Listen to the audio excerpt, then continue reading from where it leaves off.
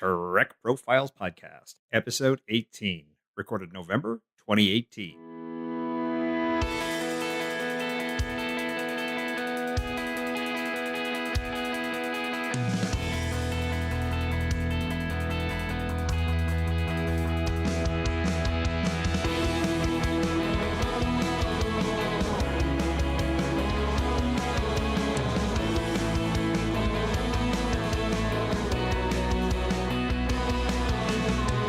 This is the Trek Profiles Podcast, where each episode we sit down with a Star Trek fan. We learn their story, and we try to figure out why in the world Star Trek matters to them, to you, and to all of us Trekkies. I am John, your intrepid host of this whole enterprise, and I welcome you to this, the Trek Profiles Podcast, Episode 18. If you wish to get in touch with us, you can reach us at feedback@trekprofiles.com or on Facebook or Twitter at TrekProfiles. If you wish to leave us a voicemail, there are two ways to do that. You can call our automated voicemail line at 609-512-LLAP. That's 609-512-5527. Or you can leave us a voice message on our website at Tricorder Transmissions via SpeakPipe. Spoiler warnings. As we record this, we are in the middle of the short treks, so all previous Trek content up to and including that point is fair game and may be discussed during this episode. You have been warned, human. As always, my trusty sidekick and co-host is the supremely serious, swimmingly sensible, always sincere M5 Multitronic unit. Greet the listeners, M5. The M5 awaits instructions. M5, let's have the announcements. Announcements posted. If you didn't know, we are a part of the Tricorder Transmissions podcast network, and there are so many great shows on Tricorder. And in fact, our guest on this episode, Aly Martinez, is working on a new show that's going to be joining the network. We're so excited. So keep your eyes on our social medias for the premiere. And if you enjoy this, or any of the shows on the network, you can support us via Patreon. Support at any level will get you access to all kinds of special content, extended and uncut episodes, and that sort of thing. So here's a special thanks to all of our wonderful Patreon supporters. There are other ways to support this show and the network as well. Sharing the show on your Bookface or on the Twitter and on your other social medias also helps, along with your 5-star reviews and such on your podcasting app or platform or whoever you're listening to us. We'd appreciate it so very much. All right, then, let's talk some Kobayashi Maru feedback. These items are from episode 16 with Bonnie Moss. Question 1, it's dinner time. Will it be Riley's blue and orange food cubes or Kelvin nutrition pills? Bonnie said the nutrition pills, but all of you said the food cubes by 75 to 25%. Never underestimate the love for food geometry. Question 2, let's take a tour of a lost civilization. Would you rather visit planet Sarpedian or planet Charon? Now, this really wasn't a black and white choice, but Bonnie picked Charon. But all of you, history fans, I guess, or maybe just admirers of Miss Marriott Hartley, picked planet Sarpedian by 60 to 40%. Question 3, which of these is your least favorite, the alternative factor or the Omega Glory? Given no good alternatives, Bonnie picked the alternative factor, but all good Yangs and Coms rallied and selected the Omega Glory as the worst of the bunch by 55 to 45%. Question 4, who is the better space hustler, Harry Mudd or Cyrano Jones? Bonnie picked the harmless little Cyrano Jones. Most of you seem to agree by 55 to 45 again. And finally, question 5, which is more terrifying, the M113 salt sucker or the Denevan neural back parasites? I must assume that Bonnie was feeling particularly salty that day, and she picked the salt vampire. But in a surprising Twitter twist, the back parasites assumed complete neural control of the Twitter poll at 78 to 22%. So there you go.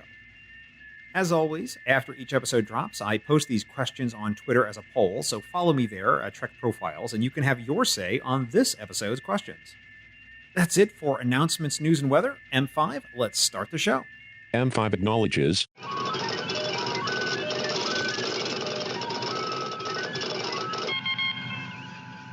Her favorite captain is Janeway. Her favorite character is Ro Laren. She's currently working her way through Voyager, and she's originally from the most cheeseful of the states, Wisconsin, and now lives in Southern California, North America Earth, in Sector 001. It's Aly Martinez. Welcome, Aly, and thanks for being on the podcast. Oh, thank you so much for having me. I'm super excited to talk about my Star Trek experience with you today. I had to admit I had a little problem when I was writing my little custom intro for you because I wasn't sure if I should refer to you as Aly or the now 23-year-old Trekkie. Oh yeah. Well, it started off I was the teenage Trekkie, so we've come quite a ways since then, I think. Oh, fantastic. So, Aly, it's time for question one. Are you a Star Trek fan? Yes, if you didn't know before, I am a Star Trek fan.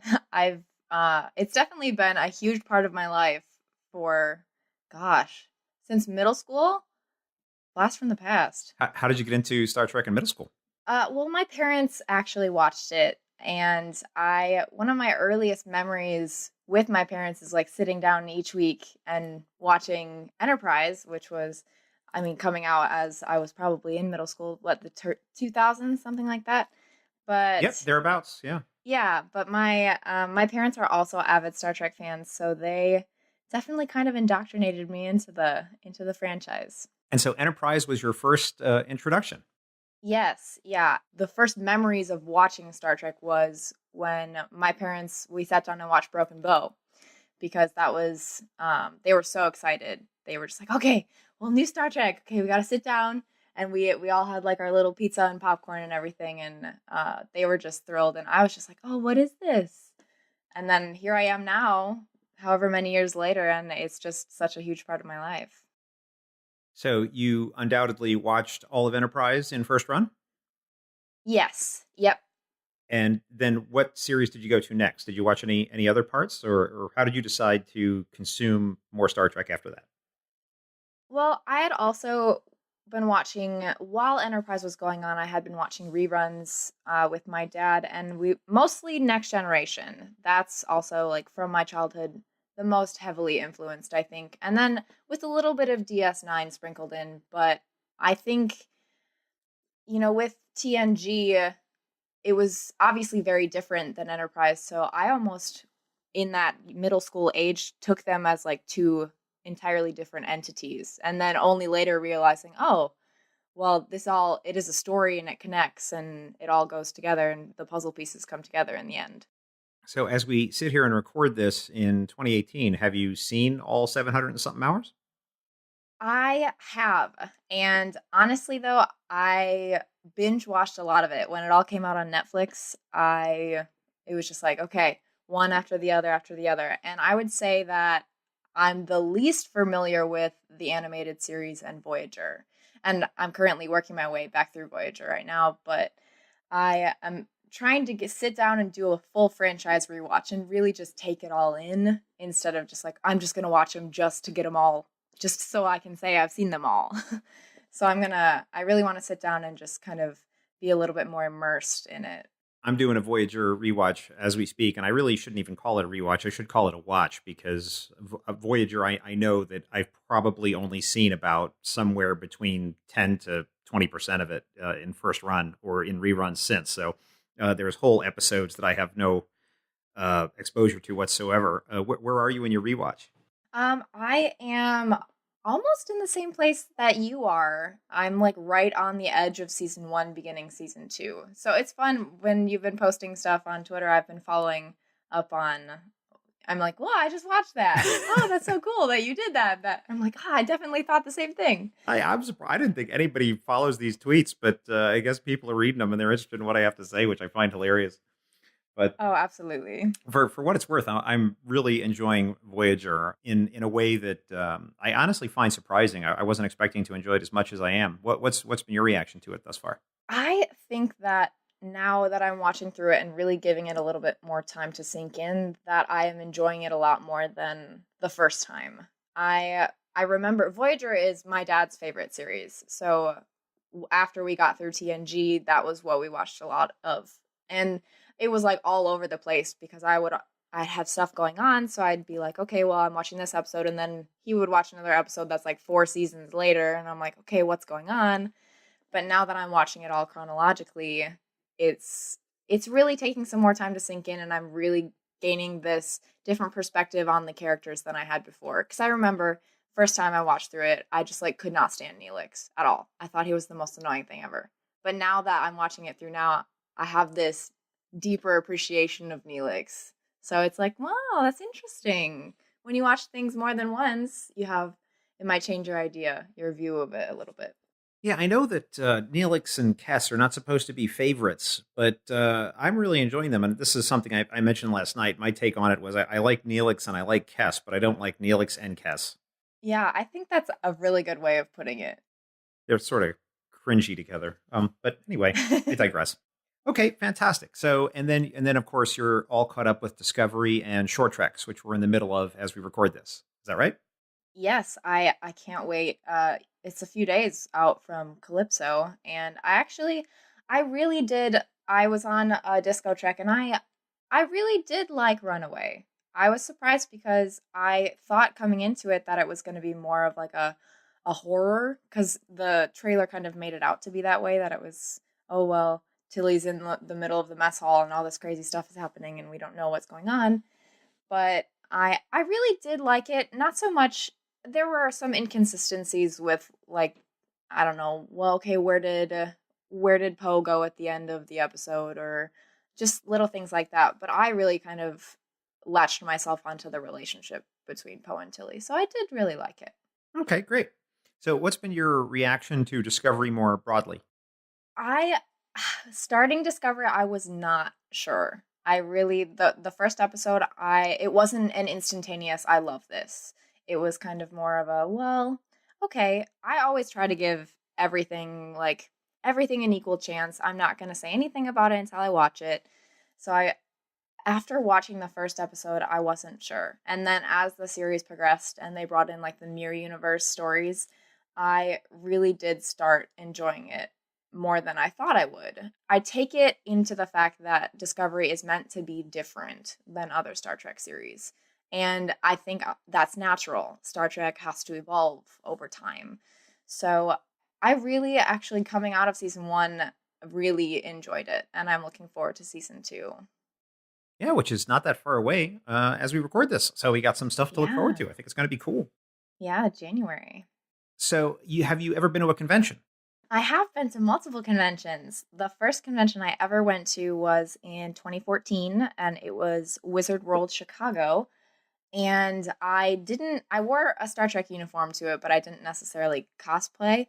And I had no idea what to expect going in. I had heard things about conventions, but it had never really been a huge part of my life. And then it was like something clicked.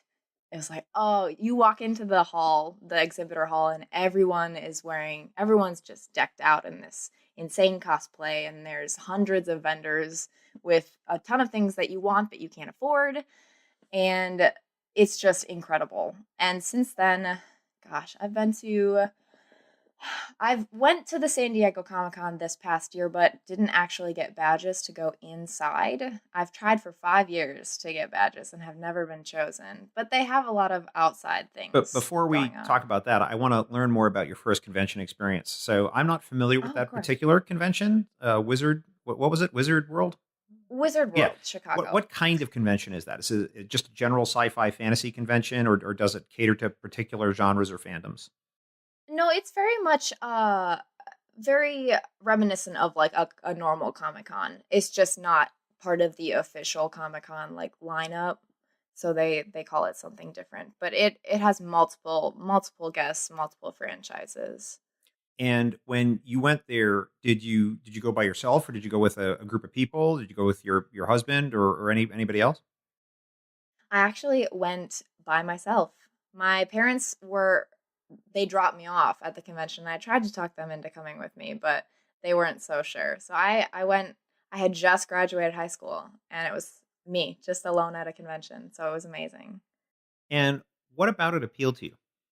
I had heard over social media, and I had seen a bunch of friends had said, "Oh, well, look at this. You would love this." And so I said, "Oh, what the heck?" So I got my tickets, and the togetherness of all the people that are there, you can bond over experiences and bond over your favorite episodes, or I mean favorite franchises, and then also getting to have this experience with the actual stars or writers or producers where you can sit and listen and talk to them about their inspirations. It's something unlike anything else. You just feel so close to these things, these shows that you love. So then you had a very different experience at San Diego Comic-Con where you weren't even able to get inside. I mean, that has to be Yes. disappointing. Yeah, I've been bummed that I've never actually gotten an official badge, but honestly, more the San Diego Comic-Con was more of the outside events that they had is more of just like, oh, well, you're gonna go down and you're gonna have a day and you're gonna walk around. It's not so much like that intimate experience because there's a million. I mean, that's a little bit of an exaggeration, but there's a ton of people there, and you don't really get that. I can actually sit down and talk to these people because you're just, you're walking down the street and you're arm to arm with someone else that's trying to get somewhere, and it's enjoyable and the cosplay is amazing. It's just not exactly the same experience as a more intimate convention.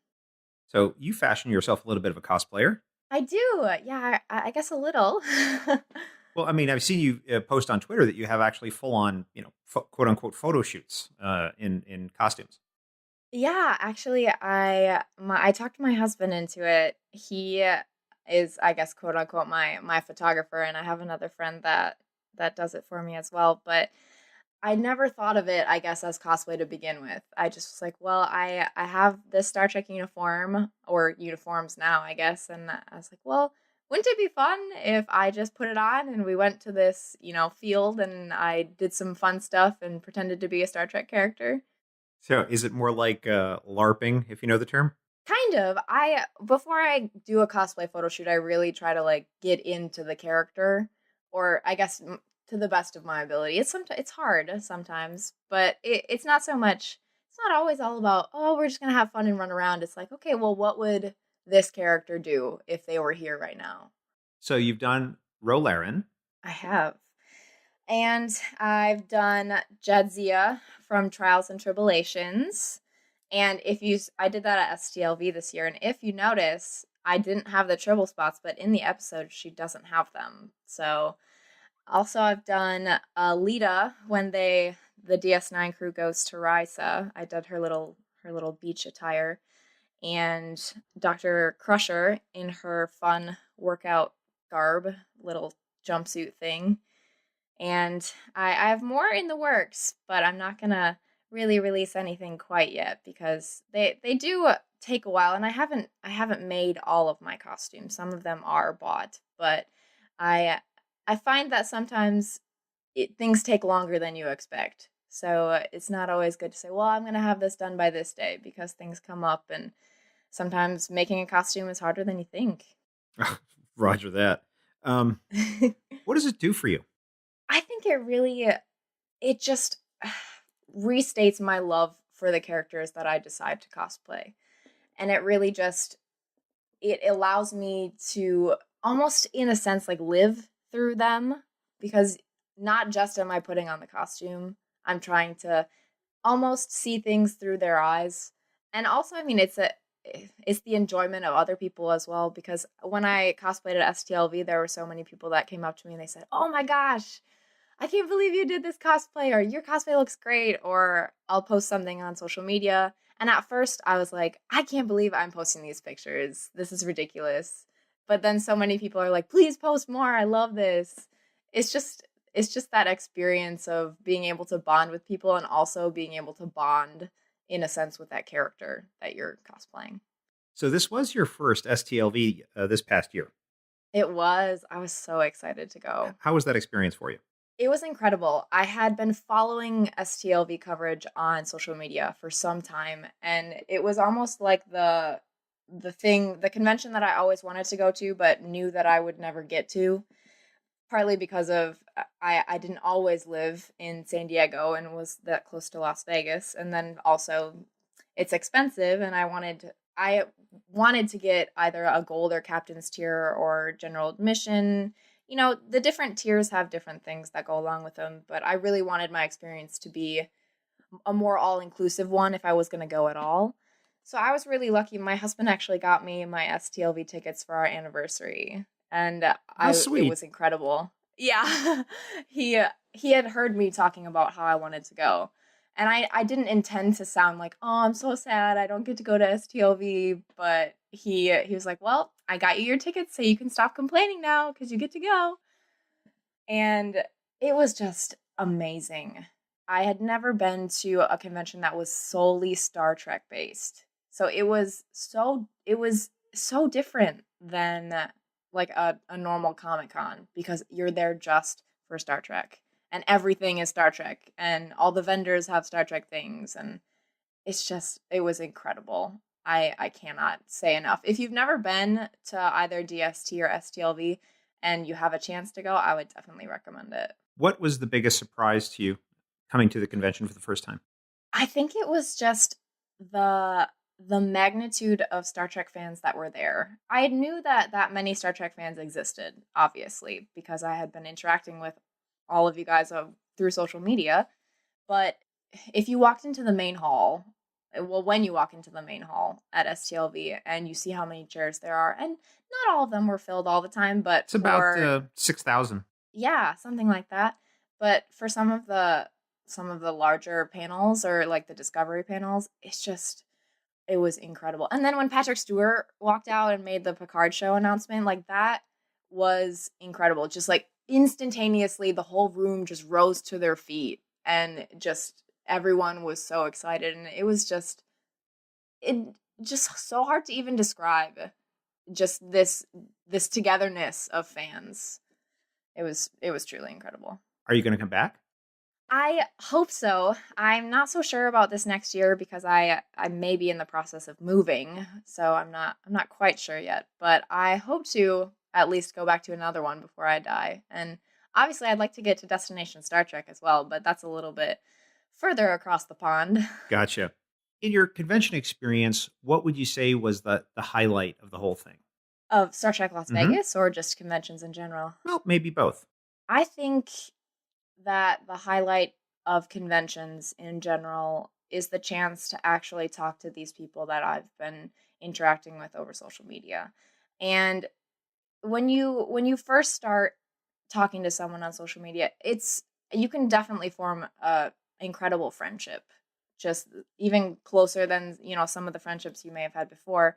But then actually getting to see these people in person to know, I mean, they're not like in your computer, but then actually getting to walk up to someone or at STLV, I had people walk up to me that knew me just by what I had been posting on social media. They'd come up and say, "Oh my gosh, hi Aly," and I was like, "This is insane," and something I would have never expected because I started posting on social media about Star Trek just because I wanted a place to not annoy my friends and family anymore about Star Trek because I just wanted something separate.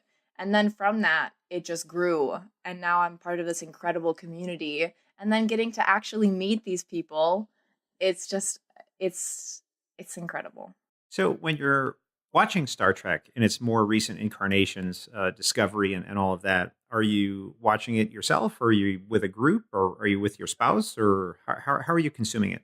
I got my husband to watch it with me. He's still a little iffy on Star Trek. I'm pushing him towards it. It was his fault. He decided he wanted to start with Enterprise. And I like Enterprise, but I wouldn't say it's the best series to start with. And I also have another friend that I talked into. So we have the three of us.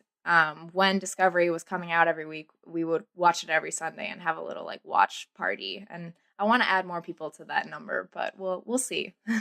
Nice, nice. Well, I think it's a great way to watch the show. I think there's something.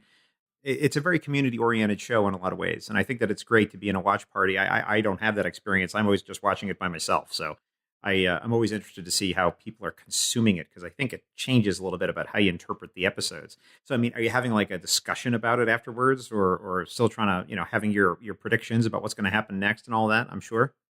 Yeah, we are. And I definitely agree with you on that because, like I said, my husband has not had as much exposure to Star Trek as I have. So it's really interesting to watch Star Trek with him. Coming from me, who's, I've seen it all. I honestly I'm not an encyclopedia of Star Trek. I will profess to that. I've watched it, but I'm not like, oh, well, this happened on this date and this star date and this ship and I can't go that in depth, but seeing his reactions and his perspectives on it compared to mine as someone who's seen it and then he who's coming completely new into it, it's so cool. It's just, Oh, I don't know if I would have thought about it that way, but that's interesting. So you've mentioned that you've got some uniforms and some other Trek related items. What's your favorite item in your collection? Ooh, I actually just at this past weekend I went to the Los Angeles Comic Con only for one day. But while I was there, I picked up a Play Arts Kai Captain Kirk figure, and I had been wanting that figure for a long time. I had seen it at comic book shops. I had looked it up online and on Amazon, and every time that I wanted to buy it, I was like, oh, maybe I shouldn't. So while I was at the Los Angeles Comic Con, I was like, I am just gonna get it because I wanted it for so long. And now it's sitting on my desk and I'm debating whether or not to take it out of the box. But I guess as of yet, that would be my favorite piece of memorabilia. But other than that, I have a few autographs that I treasure highly as well. Which ones? I got one this year at WonderCon in Anaheim from Nichelle Nichols, and she is just the most gracious person I think you'll ever meet. She is so humble, and I was wearing my costume. It wasn't a it wasn't a TOS costume, but she's like, "Oh my gosh, that's a next generation costume." And she's like, "Oh, well, come over here. What's your name? Let me sign this for you." And it was just amazing. And then also this at STLV this year from the Trekkie girls, I got Neelix. I can't even think of his name right now. Who plays Ethan Neelix? Phillips. Ethan Phillips. Yes. And then I also got a Dr. McCoy from Beyond. I'm blanking on names right now. Which one? Dr. McCoy from Beyond. Oh, Urban. He's from Lord of the Rings and stuff too. But my names are escaping me today. But yeah, those two I treasure pretty highly as well. And I think the one thing I'll always regret is that I didn't have the chance to meet Leonard Nimoy before he passed away. And that's something that I think I will always regret. But talking with other people about their experiences meeting him, it just sounds like he was one of the most amazing people. One of my earliest Star Trek memories actually was being at the convention in New York City, and I was probably a freshman or sophomore in high school, and my mom wouldn't let me go in the city by myself. So she took me, even though she really didn't have that much of an interest in Star Trek. I mean, she watched it when it was originally on in the 60s. But anyway, one of my earliest memories was sitting at the Penta Hotel and listening to Leonard Nimoy actually reciting poetry from the stage. He was Oh big my into poetry at gosh. the time. So Oh my gosh. yeah, it's something That else. must have been amazing. It's a treasured memory for sure. Oh my gosh. That just, like I said, from anyone that I've talked to that has met him before or had been in a panel with him or had been in the same room, it's just, that's where I'm like, oh man, I wish that I would have had the chance. But I mean, his memory lives on. So at least there's that. So before we began recording, I let you know that my episodes typically marinate a little bit on my computer before they come out. So that the timing of when this episode comes out will be somewhere in the nebulous medium-term future. So by the time this comes out, there'll probably be some news about a podcast that you're going to be doing for Tricorder. So why don't you tell us a little bit about that? Oh, yeah, that's exciting. Well, a few weeks ago, I had done some podcasting on both Disco Trek and Weekly Trek, and one of the Tricorder hosts, Shashank Avaru from Politrex, we had been talking, and he suggested that we do a podcast together. And I had been wanting to do a podcast for a long time, but I wasn't exactly sure how I would go about it or what I wanted it to be about, but Shashank and I we put our brains together and we came up with a podcast idea that we pitched to Tricorder, and it's called Who is Trek? And it's a little bit of a deep dive on Star Trek characters about not just about where they were born or, where we saw them in episodes, but also their motivations, what makes them tick, what about ourselves can we see in them. So I think it's going to be great, and I'm sure by this time we'll have really gotten rolling on it. But I'm thrilled to be working with Tricorder and also to be podcasting finally. I think it's wonderful, and on behalf of Tricorder, you're most welcome to be amongst us for sure. But the question I want to ask you is, it's one thing to be a Star Trek fan. It's another thing to be a passionate Star Trek fan. But then there are fans like yourself, and maybe I'm even included in this. I'm not sure, that you have this desire to not only enjoy Trek, but also to publicly share it in a very prolific way. In your case, through the photos that you're doing, you're very active Star Trek Twitter, you're going to conventions, and now you're podcasting about it. What is this compulsion that you have to actually share Trek publicly, and why is that important to you? That's funny that you asked that because if you've ever followed me on social media, I do these fun little things called Towel Talk Tuesdays.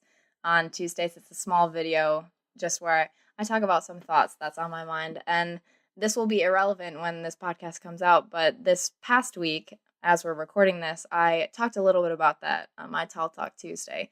And part of the reason why I do what I do is because of the interactions that I've made, people that I've met over social media, but also because it took me so long to find that voice that I wanted to share. Because I was nervous at first because social media is very public, and if you say the wrong thing, you can get a lot of backlash for it. And I was Oh yeah. nervous. I wanted to share my opinions about Star Trek, but also I thought maybe, well, I'm only at the time I was only 18. I thought, well, I'm only 18. I don't know enough. I haven't been in the game long enough, even though I've seen it all. And I came to a point where I realized that that voice that was in the back of my head saying that you should do this, it was something that I didn't just want to share. It was something that I needed to share. Because every time that I did, I would have so many other people respond and say, "Oh, I thought the exact same thing," or "What you said really made a difference to me and it made me want to share my opinions as well because I saw you doing it and now I'm no longer afraid because I saw you doing it and you gave me the courage to do it as well." And hearing people say that to me, it just like almost brings me to tears because I never thought that's what my Star Trek social media would be. I thought, oh, I'm just going to share my Star Trek. Like, it's just a place for me to share my Star Trek. And then for that to evolve into something so special, it's just, it's, it's the most amazing feeling. Like, I'm going to tear up talking about it. It's okay. Tears are allowed on the Trek Profiles podcast. An accommodating place, and your host is a snag, a sensitive new age guy, so it's all good. Oh, Sorry. Okay. no, you're good. Whenever I have an opportunity to make fun of myself, I take it. It's like I can't resist it. It's like the allure of self mockery is just too strong.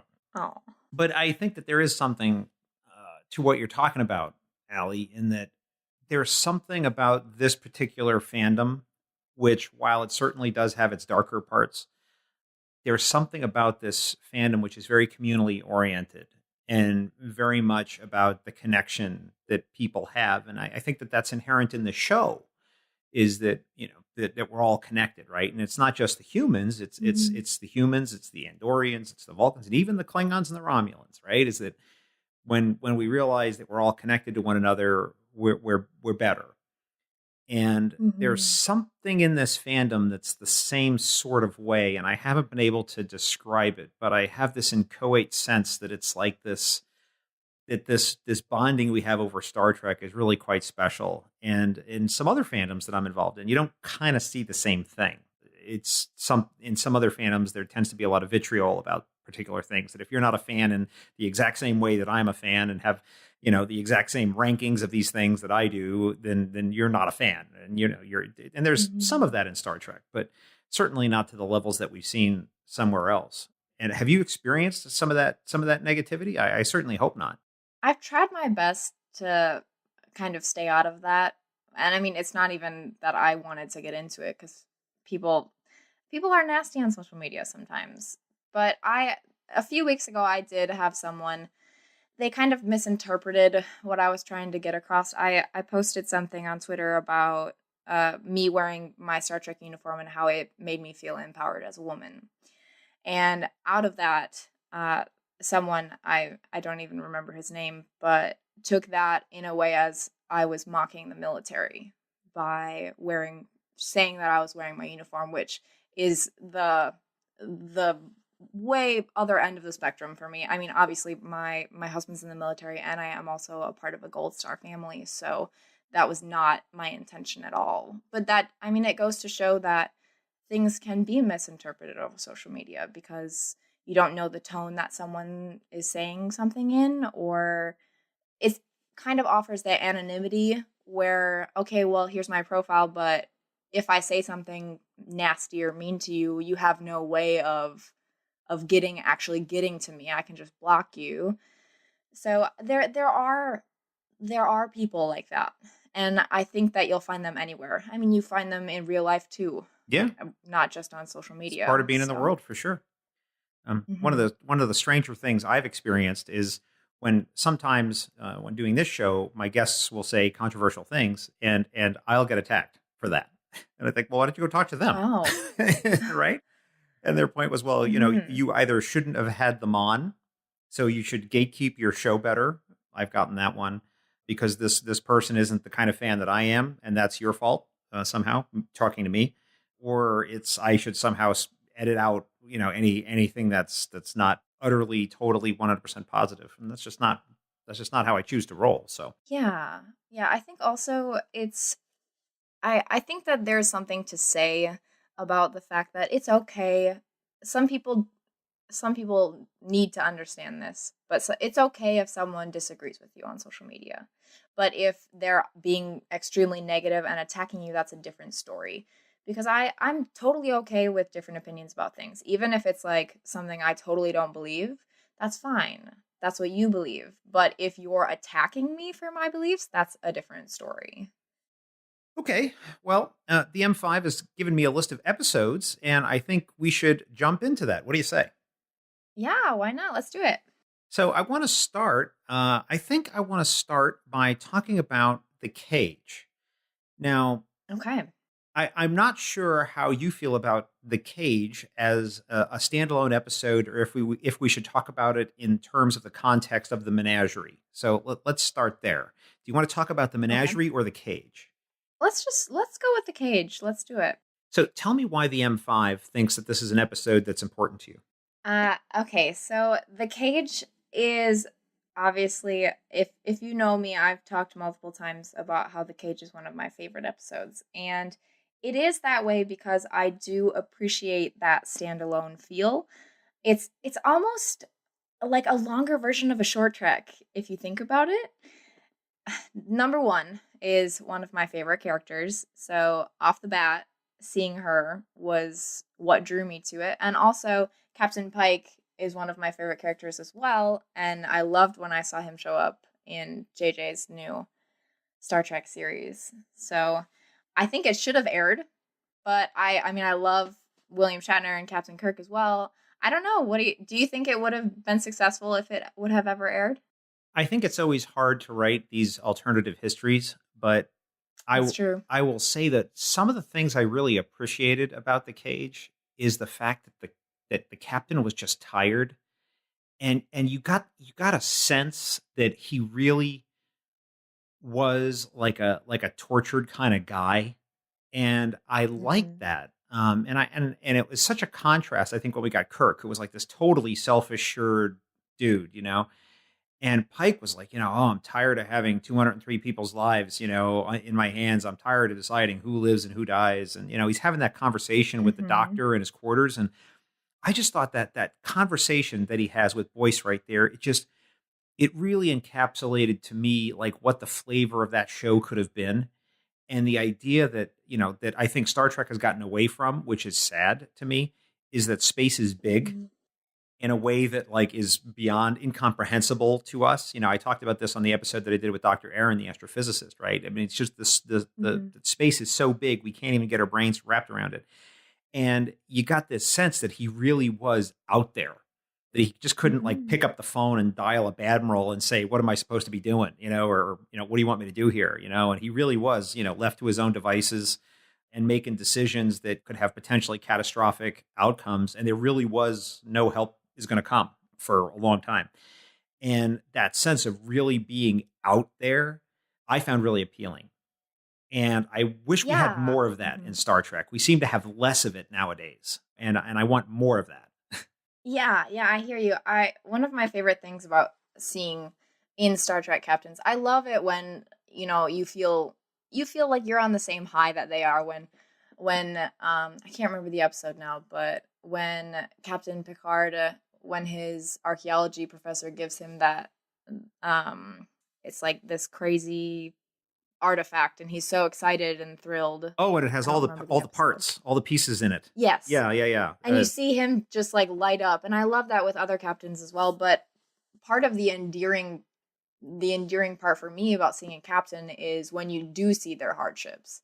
Or it's like if you're watching the Amelia Earhart Voyager episode where Janeway's like, well, it would be great if the crew could stay on this planet. They would be able to live out their lives, but I can't make that choice for them. And you see their internal struggles, and that's what you're seeing with Pike. Like you said, he's just exhausted. He's done playing God for them, you know? I saw that episode in my rewatch, and I got in trouble with people on Twitter for my response to it, which was that there would have been some non-zero number of people on the ship who would have wanted to stay.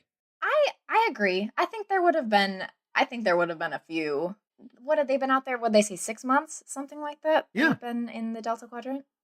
I don't think that's a long enough time for that, like, I definitely need to stay here bond.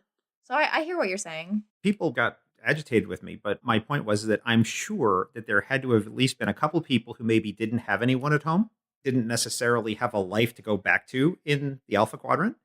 So that's in our world today, right? There are people like that, right? Who are, on their own, Mhm. albeit some temporarily. And they might say, hey, this looks like a great place to live. Mhm. Sitting on a ship to go back, for 70 years to some other place where I don't really have anything all that exciting going on. This might be a good place for me. Right? Mhm. I just didn't see not anybody wanting to stay, but I get it. They wanted to make it a moment, but it just didn't ring true for me. Just knowing people, but apparently Yeah. a lot of fans on Twitter disagreed with me on that. That's okay. Disagreement is good. Yeah, as long as they're It sparks respectful, it's okay. conversation. Yeah, I mean, I have Yeah. some how do I want to describe it?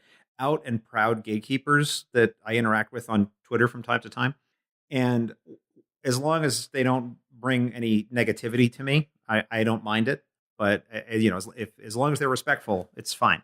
It's just when people Yeah. get negative and they start spewing some hate. I'm not the right kind of fan or this or that. That's the kind of stuff I can't abide. But Yeah.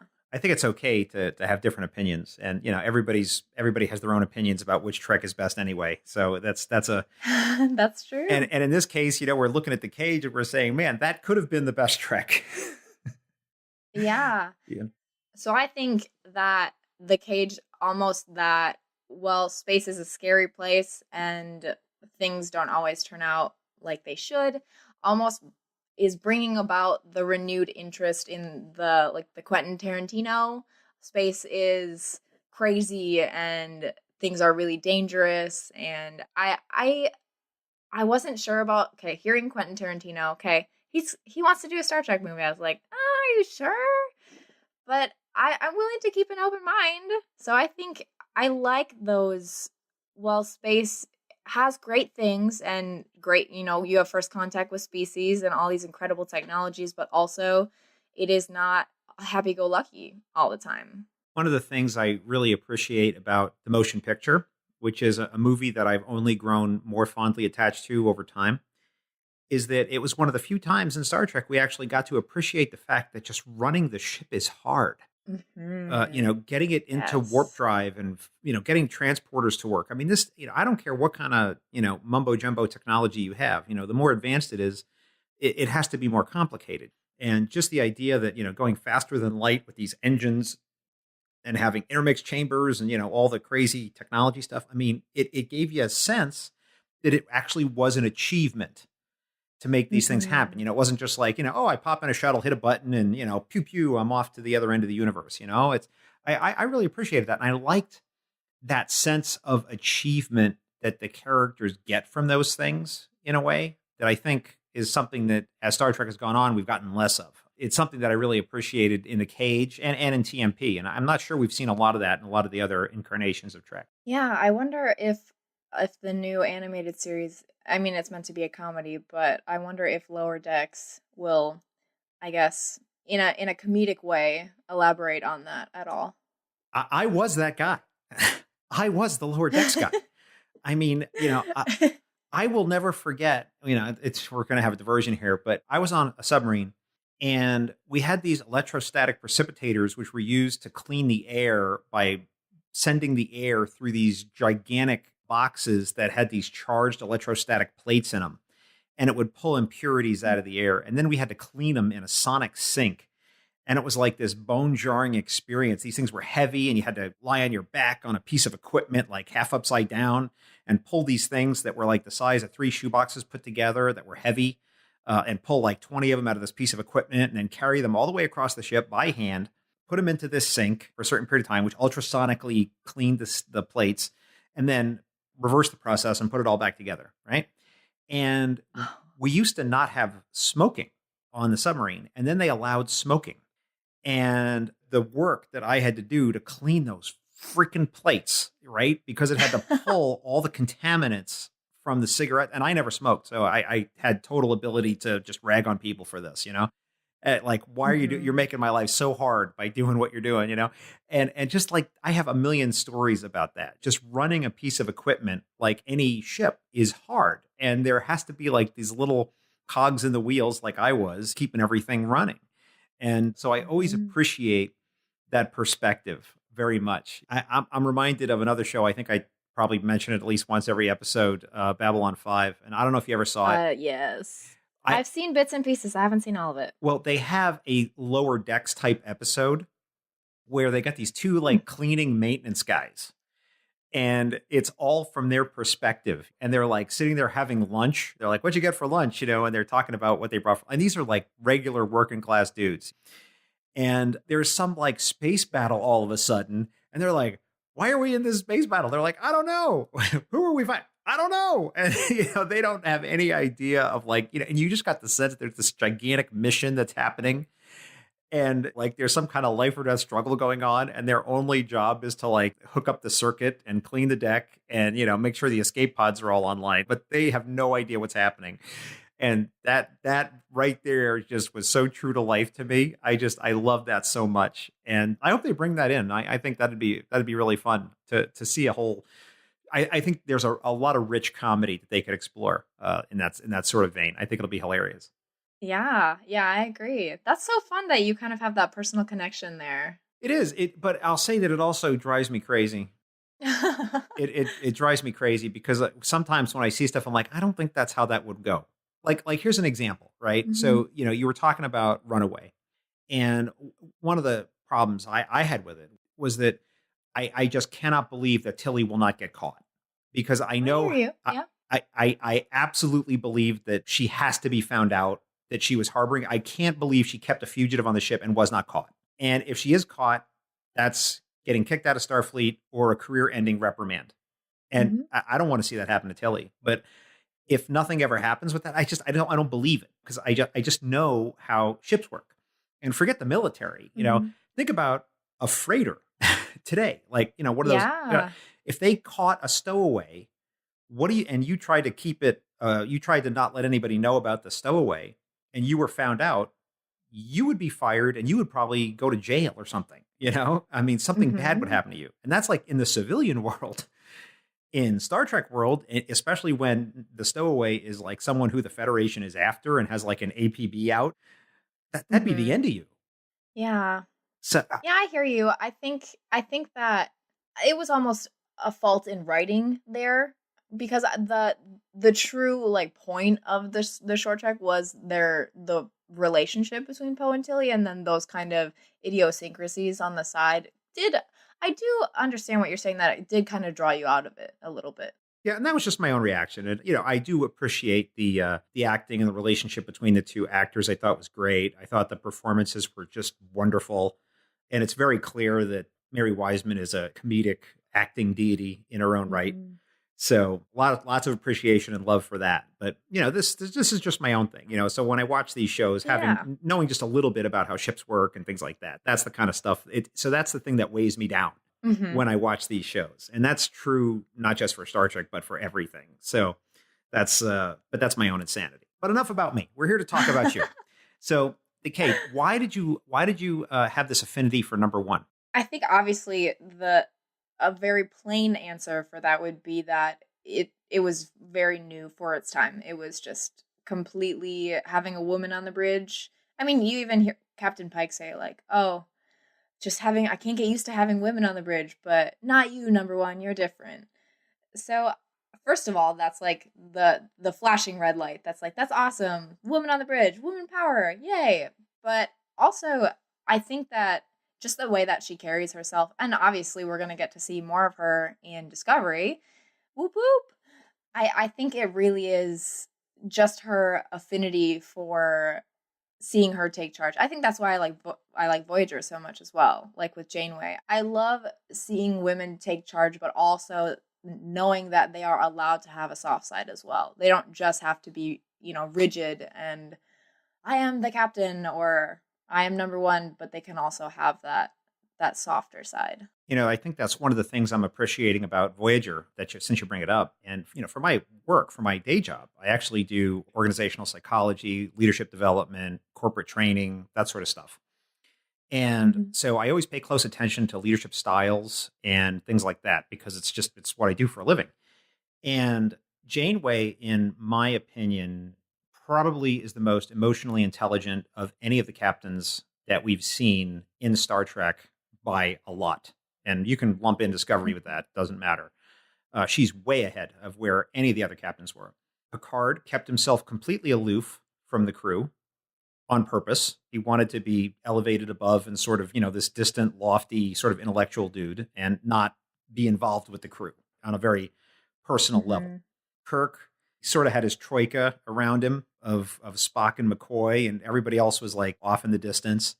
Avery Brooks, in his portrayal of Cisco, I think was very similar in that he was distant in a way. He wasn't really connected, but I see that Janeway was very interested in like how the crew is feeling, what they're thinking Hmm. about, whether they're performing well, and sort of their emotional health was very important to her. And she seems to me to be one of the most perceptive and inspiring, I think, leaders in Star Trek, so far, anyway. Where I am at the middle of Hmm. season 2, so I think she's fantastic. So looking forward to seeing how she develops over the course of the season, and maybe that'll change. I don't know, but right now I'm loving what I'm seeing. Yeah, that's why part of the reason I'm obviously thrilled that number one is coming back in season two of Discovery. I don't know how much we'll get of her. Nothing has really been announced yet, but from only seeing her in this one episode, it would be nice to have her character develop a little bit. I know she's referenced in some of the novels, and I honestly have not followed up on the novels as close as I should. So I've heard that she's been developed a little bit more on that side, but I hope we'll see a little bit more of her and get to see her kind of blossom a little bit on screen. It's no spoiler to say that in one of the Discovery books that she ends up working with Saru on something, and Saru just goes like deeply head over hooves for her Aw. in like a very in a very internal way. I don't think he takes any action on it now. I'm trying to remember. I don't think he actually does anything, but in his head, he is like totally taken with her in like a very deep way. And I think it's part of that opposites attract. She's very bold. She doesn't have that fear that he has. So I think that was probably Hmm. quite an allure for him. Okay, Yeah. let's talk about an episode you'd mentioned earlier, Broken Bow, Oh yeah. the extended first episode of Enterprise. Certainly a very different premiere than The Cage in a lot of ways. A lot of on Hmm. location, it's a lot more quote unquote primitive Earth than we see in future Star Trek. Tell me why this episode is particularly meaningful to you.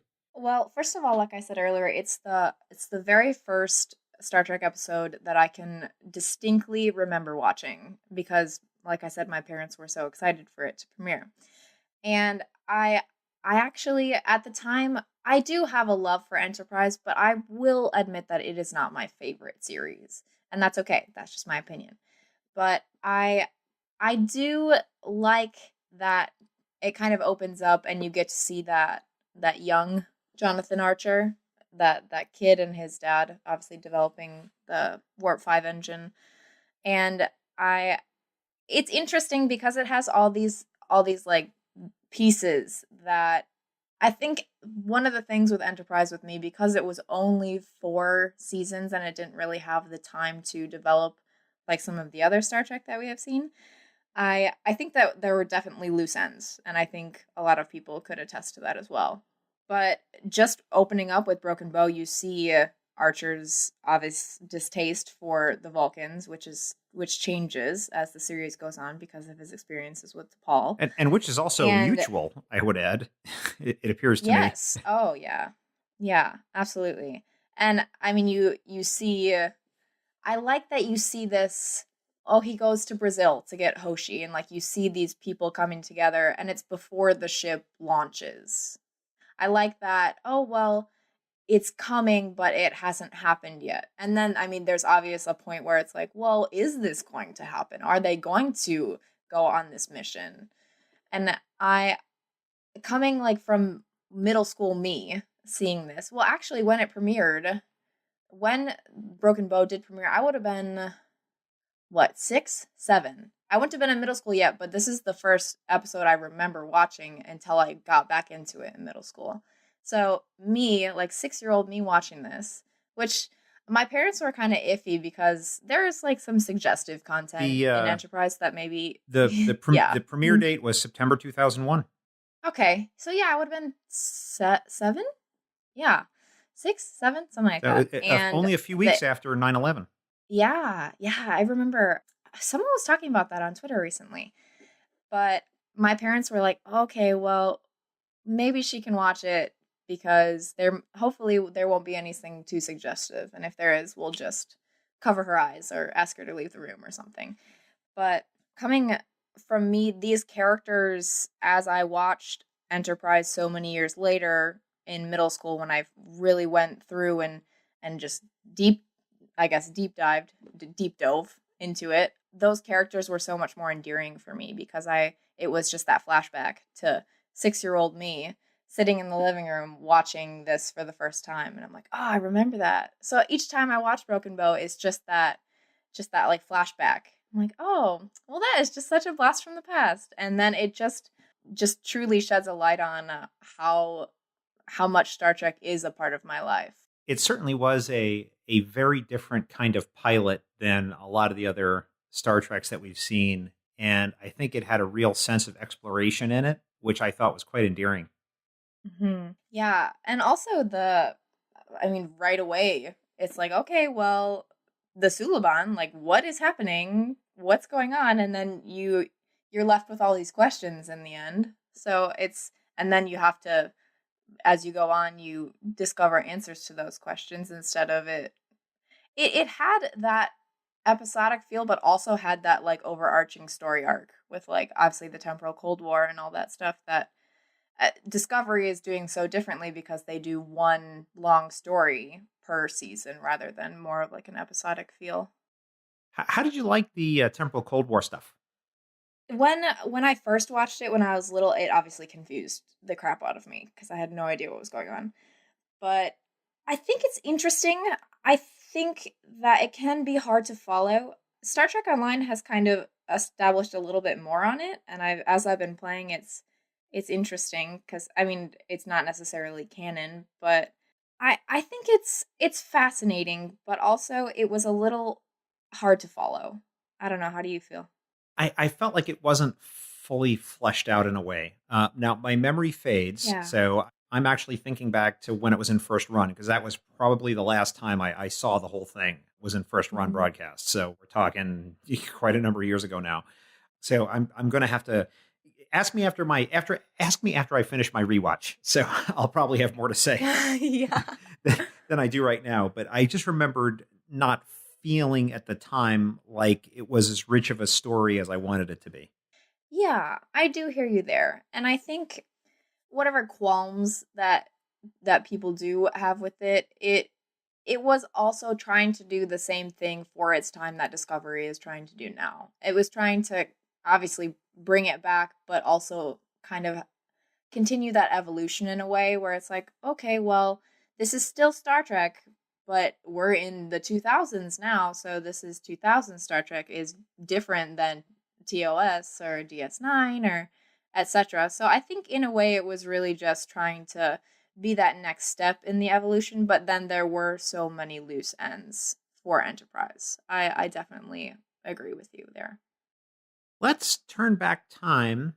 It's a little pun there. And let's take a look at a TOS episode, City on the Edge of Forever. Oh my gosh, I love this episode so much. Why? It's heartbreaking. It highlights, well, okay, they do all these amazing things on the Enterprise, but also just this interaction that Kirk had or Kirk and Spock and McCoy all had on this 1930s Earth really left such an impact on them. With Edith Keeler, I mean, gosh, watching the end of it when Kirk just has to let her die, that's just like, it just tugs at your heartstrings so much. And then obviously the introduction of the Guardian of Forever too. So it has all of the right ingredients for an amazing Star Trek episode. What I find so wonderful about it is that it's so not a typical sci-fi show. It's not about spaceships and alien craziness and death and destruction. It's really just it's a time travel episode for sure, but it's not really about any of that, right? It's about these very human emotions, and it's really quite lovely. I have one regret about City on the Edge, which is it's a personal regret. It's not something that I think I can fault the show for, but it's that when they were making this show in the 60s, as we've already talked about, they didn't really do these long story arcs. This would have been an episode that I think Kirk would have been dealing with the aftermath of this for quite a long time. And I feel like that was a key that was unturned. You know, it would have been really something special to see him deal with the death of Edith Keeler over a series of episodes afterwards. You know, and I realize that's just not how they made any TV in the day, but it's something I think about as I watch the episode. I don't know. What do you think? Yeah, I do agree with that. And I think that's interesting that you touch on that because the JJ verse or the Kelvin timeline, you see in Beyond that Kirk is struggling with the death of his father and trying to live up to his father's memory. And I liked that about Beyond. And that's where I hear you out with this. Because yes, Kirk is a starship captain and needs to pick himself back up after this, but there would have been definitely lasting effects. It wouldn't have just gone away right away. It would have been nice to see him, maybe sit down with McCoy and talk about it, just like as a little sprinkle in a different episode. So I hear you there. Iborg, Hugh. Oh, yes. Topological anomalies, viruses. Tell me, why is this an episode the M5 says I should ask you about? This also connects with me on a deep emotional level because obviously when the episode first starts off and they find Hugh, well, he's not Hugh yet, and Worf just says, well, just kill it. Or Captain Picard says, well, we're not going to do anything. Obviously after his experiences with the Borg already.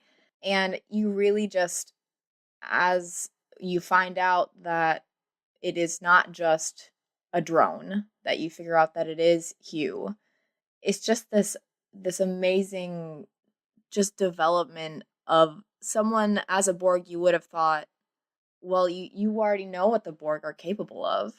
How can this be a person? And then he becomes Hugh. And then you have this love that you just have for him. And then in the end, when he essentially not not necessarily sacrifices himself, but in the end he makes the decision, well, I will go back because I want to protect the Enterprise or Geordi. And you just see this drone, this machine become a person. And that is the most incredible thing. So, what's interesting to me about this episode is that it comes after Best of Both Worlds.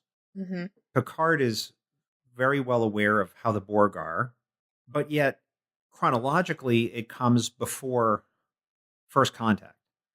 And I'm wondering if I'm wondering how Picard's reactions in this episode would have changed if he'd had that First Contact experience, if they would have taken the same actions. Yeah, that's interesting. I guess I've never thought about it that way. Because that's a good question. This is the kind of stuff I think that when you binge a show, we've talked about this on the podcast in the past. When you binge a show, you're watching it, one episode after another without any breathing room. And, when these episodes first came on, and even not in first run, but even in syndication, you turn on, some cable channel 345 and catch some random episode of Star Trek, and it's fine to just watch an episode. But when you binge it, even though they didn't necessarily mean to serialize the show, I think we kind of interpret it in a more serialized way when we binge it. And so when I was doing my TNG rewatch a couple of years ago, and I thought, I don't know, after Best of Both Worlds, I can't see Picard just being like, yeah, we got to let him go. It's, that's not a good idea. And then when you stick First Contact in there and you see how he feels about the Borg in there, you think, is this the same guy? Yeah. Yeah. Also with that, you see with Guinan, obviously, normally her nature where she's in 10 forward and will talk with you about your problems, and then you see her reluctance with you, and just instead of this good-natured Guinan, you see obviously what happened to the Elorians with the Borg. That's part of her reasoning, or the majority of her reasoning for the way that she feels. But it's definitely kind of a flip-flop there too, because usually Guinan will sit down and she knows she'll talk with you, and then she wants nothing to do with you. The face of the enemy, Troy as a Romulan, Starfleet defector to Sev. Tell me why this episode matters to you. This is obviously one of my favorite episodes, but if not my very favorite Troy episode. And I think that she really grows as a character here, even though she's not Deanna Troi in this episode. I think, first of all, consider yourself in her shoes. So you just randomly wake up and you're now a Romulan, and you're given these orders to try to protect these defectors, and you have to make it work. Imagine what you yourself would do in that position. I would honestly have crumbled under the pressure, I think. But obviously she's confused, but she just goes for it. And it works. I loved the episode. I completely loved all the acting, and in the most delightful possible way, between her and the captain of the ship and their little power games. And when they were trying to eat their meal, have you tried this? And why are you eating that? And I loved every possible thing about it in the most delightful way imaginable. Obviously, she has to get away with it, and she knows that she has to get away with it, but just her quick thinking on her feet too. I would not have been able to just off the top of my head been able to make that work.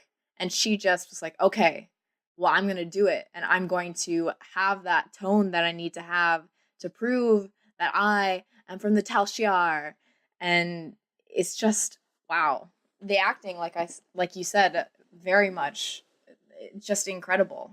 I think being an empath certainly helped quite a bit. Oh, yeah. I mean, if you're going to be a spy and you can see how other people are feeling while you're talking to them, man, that's got to be a powerful weapon. Yeah, that is a good point that you make.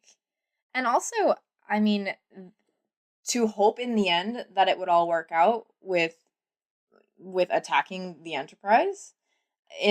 Hopefully they'll realize that it's me. And then obviously we see that it does work out in the end, but she doesn't show really any unsurety there. She knows what she has to do and she does it. So a couple of weekends ago, I was at a sci-fi meetup and I brought my podcasting equipment and I recorded a whole bunch of Star Trek fans in these like mini Trek Profiles interviews. And as we record this, I've already released the first one and the second one's almost ready to go. And one of the questions I asked people that I just kind of hit on in the moment, I really enjoyed this question. So I'm going to ask you, Okay. imagine that I'm a friend of yours and I've never seen Star Trek at all. And I know nothing about Star Trek whatsoever, except that you know a lot about it. And I call you up and I say, hey, Aly, I'm at the airport. I'm getting on a plane in 10 minutes. I can download one episode of Star Trek to watch on the plane before I go. What episode should I download and watch? In the Pale Moonlight. Get out. And this is, yeah, I know. Strange, right?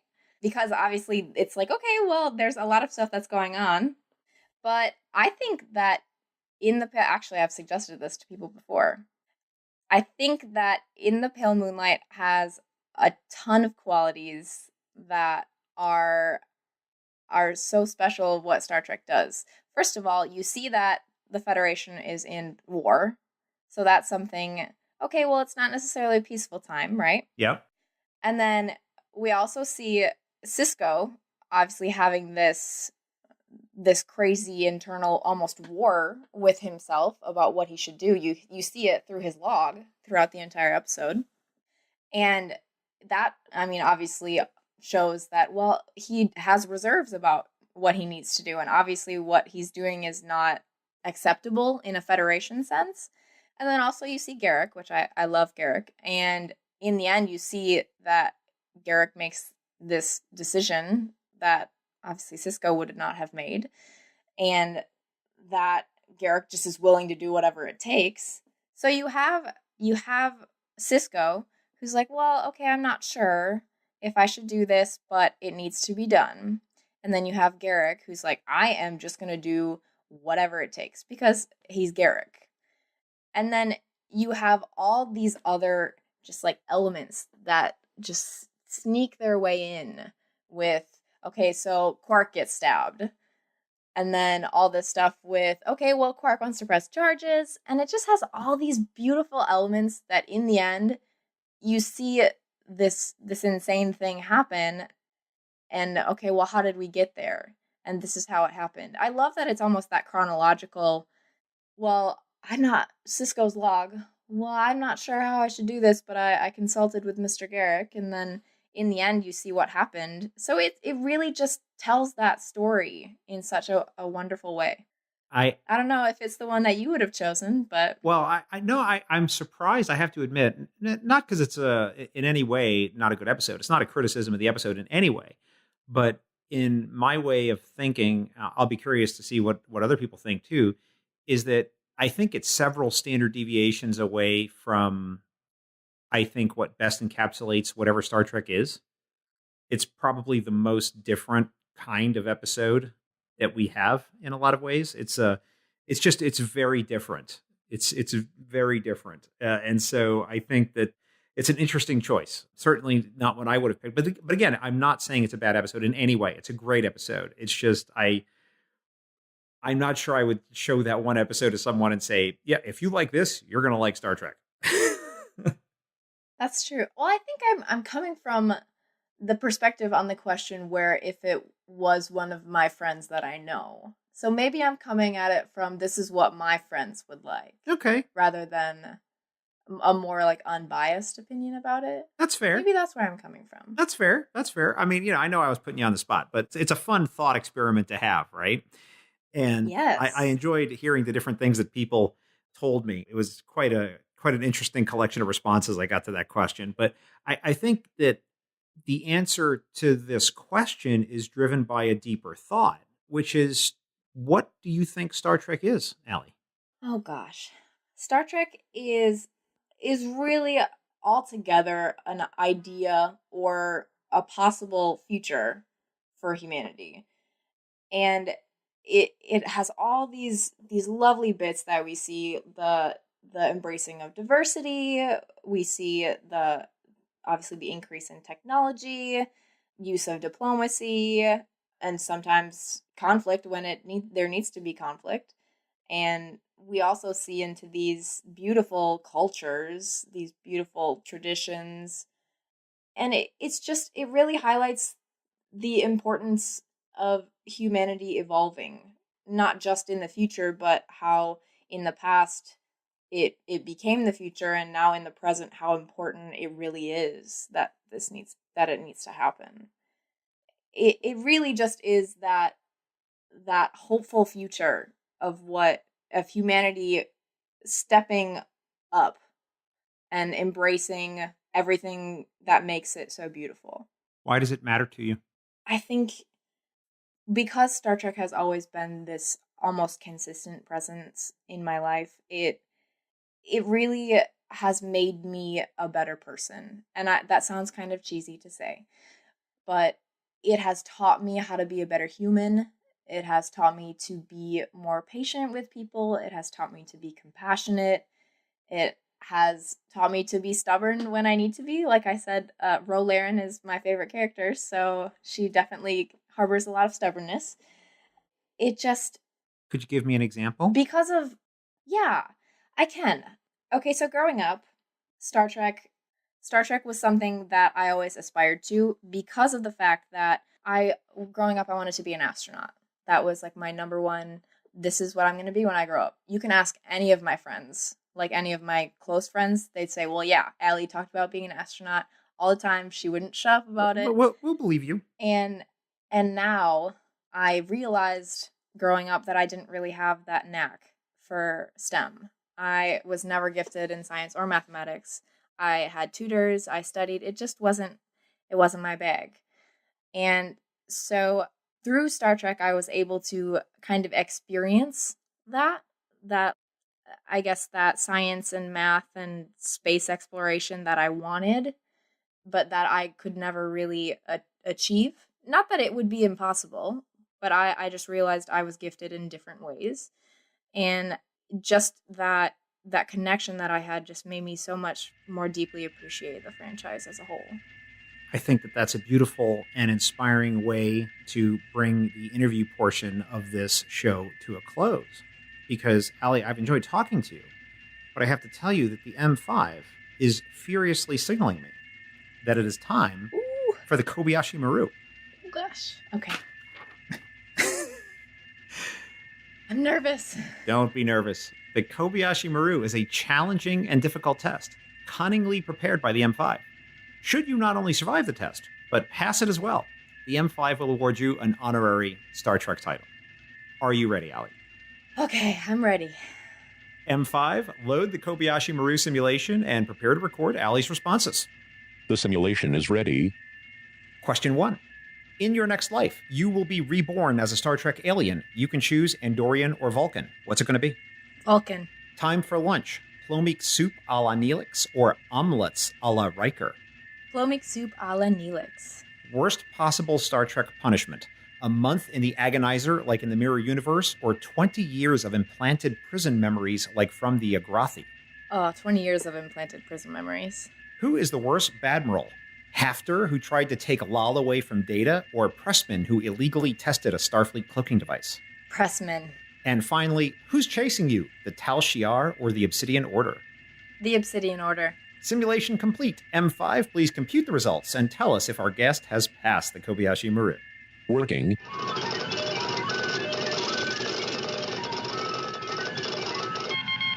Aly, I am pleased to tell you that the M5 has determined that you have passed the Kobayashi Maru simulation. Congratulations. Whew, okay. Weight off my shoulders. So, why is the Obsidian Order chasing you? They're chasing me because Garrick is mad at me, and now he is a Chancellor of the Obsidian Order. I have to admit, I was really tossed up on the Plomeek soup from Neelix or the Riker omelets. If you're making food and the only person who can eat it is Worf, I mean, that's, I don't know. I don't know, Neelix. I'm interested after my Voyager rewatch. I've been interested to hopefully someday have some or make some Neelix recipes. Is there a Neelix cookbook out there? There has to be. God, there should be if there's not. That has to exist. It has to exist. I feel that in our fandom, it just has to exist somewhere. I bet it does. All right. And now, the M5, who has analyzed your answers, will award you an honorary Star Trek title on behalf of our podcast. M5, what title shall we award our guest? Aly is awarded the title of Public Relations Director for Starfleet Command. So there you go. Wow. That's funny because my ideal job would be PR for NASA. So, hey. There you go. Wish it, and it could be so.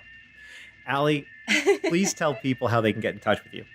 There are multiple ways that you can get in touch with me. I'm probably the easily reached on Twitter. My tag is at @TTrekkie. It's also the same on Instagram. You can go to my website at ttrekkie.wordpress.com.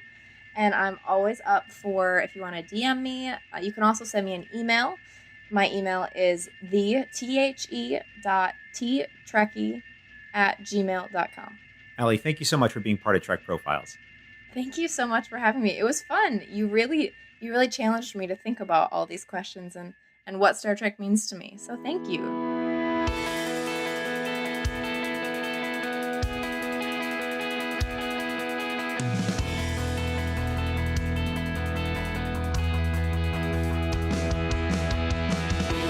Here ends this installment of the Trek Profiles podcast. And before we offer a Trek quote to close this episode, I'd like to remind you, you may send us your friendly suggestions, subspace flame mails, or audio of your latest Star Trek karaoke disaster to feedback@trekprofiles.com, or on Facebook or Twitter @TrekProfiles.